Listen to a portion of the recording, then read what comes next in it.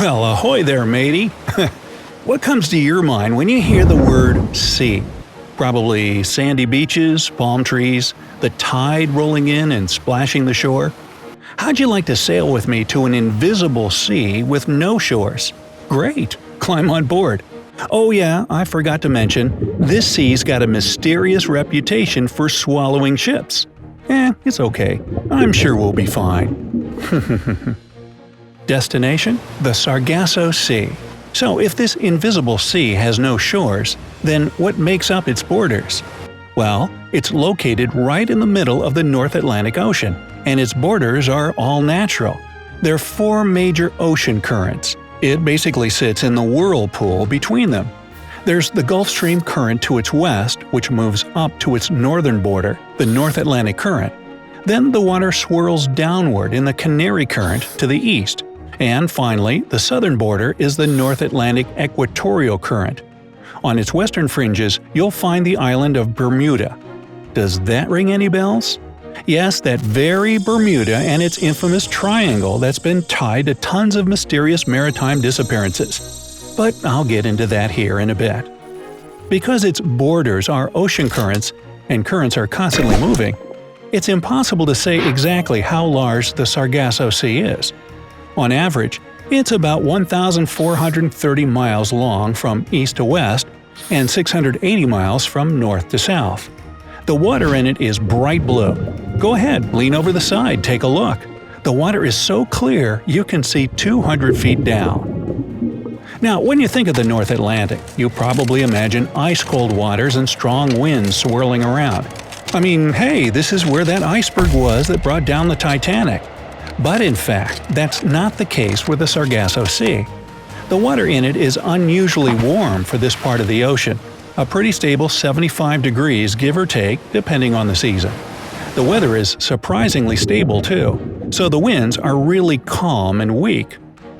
But what's that up ahead? A huge dark mass in the water as far as the eye can see, coming right up at us? No worries. It's just some sargassum seaweed.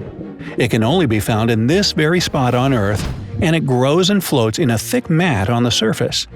The amount of sargassum in this sea is where the name comes from, and it's estimated to be about 10 million tons. Check it out. It rotates slowly clockwise thanks to those currents I just told you about. The first mention of the Sargasso Sea was made by Carthaginian mariners in the 5th century BCE. Hamilco, the navigator, described the unusual waters covered with seaweed in his accounts. Then, many years later, in the early 15th century, Portuguese sailors discovered this area and spread the word about it. Christopher Columbus himself crossed it in 1492. He thought he'd reach some land as he got into it because the seaweed was so dense. But really, he was still hundreds of miles away from the shore. It'd all be just an interesting natural phenomenon, except for one eerie detail. The Sargasso Sea is often called the Sea of Lost Ships. And that comes as no surprise, since it crosses into the Bermuda Triangle. Yes, the one and only. So, what's so dangerous about a sea with calm, ice-clear waters, no heavy winds or huge waves, no icebergs? You know, the typical culprits when it comes to taking down ships? Well, in the case of the Sargasso Sea, it's none of the above that brought so many vessels to an untimely demise. It's the sea's almost absent winds that make it hard for sailing ships to pass through. Large freighters and barges can cross it pretty easily, but smaller, less powerful ships haven't always been so successful in the area. Plenty have gotten stuck and lost here. The first official record of a lost ship was made in 1840, when the London Times reported the disappearance of the Rosalie. The interesting part is that it didn't just disappear or get swallowed to the bottom of the sea. No, it was eventually found floating aimlessly with not a single person on board. The newspaper based the article on a letter they received from the capital city of Nassau in the Bahamas. It said a French vessel going from Hamburg to Havana was discovered completely abandoned. There was no damage to the ship at all, the sails were set, and the expensive cargo of fruits and silks was also in perfect condition. So it couldn't have been a storm or pirates. The captain's papers were secure and in the right place. The officers' and passengers' cabins were also undisturbed. It looked as if everyone on board had either abandoned ship or simply vanished into thin air. But it'd be incorrect to say not a living soul was left. There was a cat and some birds still safe and sound. This wasn't the only record of mysterious disappearances in the area. In 1881, the American schooner Ellen Austin encountered another ship traveling through the area with no passengers whatsoever.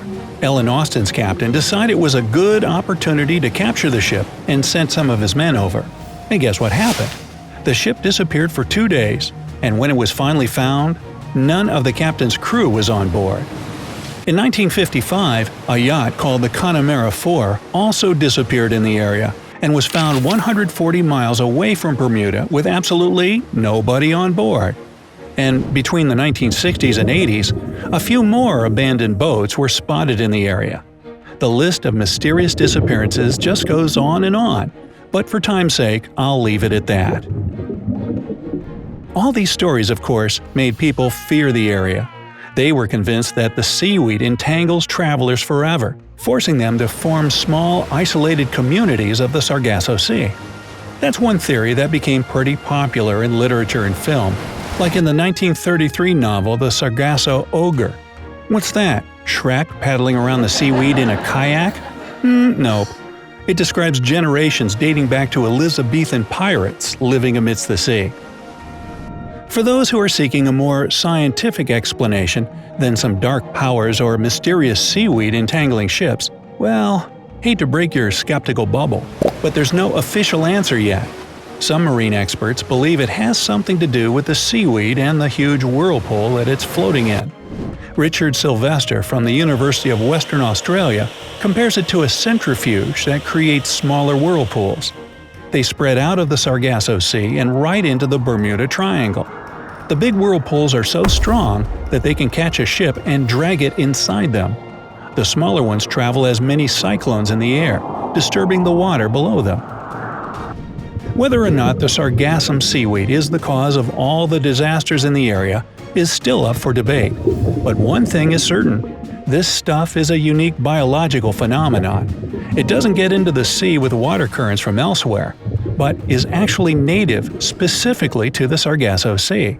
It's born and grows right in the water, and it's home to hundreds of unique fish and a few rare species of sea turtle.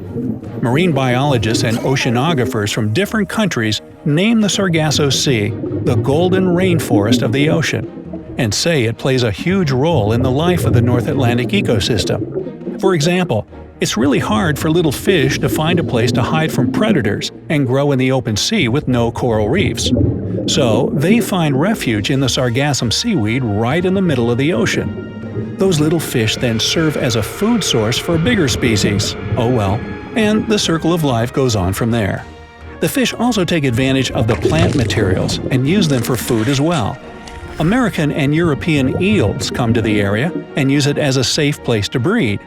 Young sea turtles hide from predators in the mat of weeds until they grow up and become ready to face life out in the open ocean. Even migrating humpback whales use the area as a temporary home. Unfortunately, not only turtles and fish travel with the currents right into the Sargasso Sea. The moving waters also carry garbage with them, including plastics that aren't biodegradable. Once this garbage gets entangled in the seaweed, it stays right there, surrounded by a wall of currents. At the moment, this unique sea is part of the North Atlantic Garbage Patch. It was first found in 1972 and is only getting bigger with time. At present, it's hundreds of miles in size. The authorities in Bermuda are taking action to protect and conserve this beautiful and unique borderless sea and its wildlife. Well, all I can say is, whatever's making ships disappear in this area, it doesn't seem interested in taking our trash. Guess we'll have to just do something about that ourselves. But what about you? Would you dare to sail across the Sargasso Sea? Let me know down in the comments. If you learned something new today, then give this video a like and share it with a friend. But hey, don't go kayaking with Shrek just yet. We have over 2,000 cool videos for you to check out. All you have to do is pick the left or right video, click on it, and enjoy. Stay on the bright side of life.